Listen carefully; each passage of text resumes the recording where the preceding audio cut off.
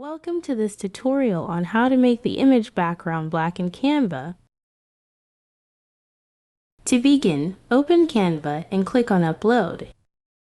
Next, click on Upload Files to upload your image. Once the upload is complete, click on the Edit Image option.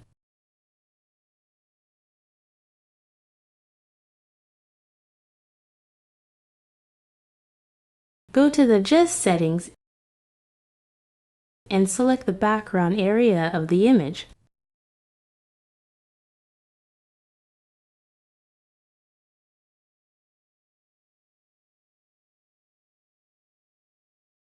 Set the brightness to -100, contrast to 100, highlights to -100, shadows to -100, and whites to -100. And there you have it. I hope this tutorial was helpful to you. Thank you for watching.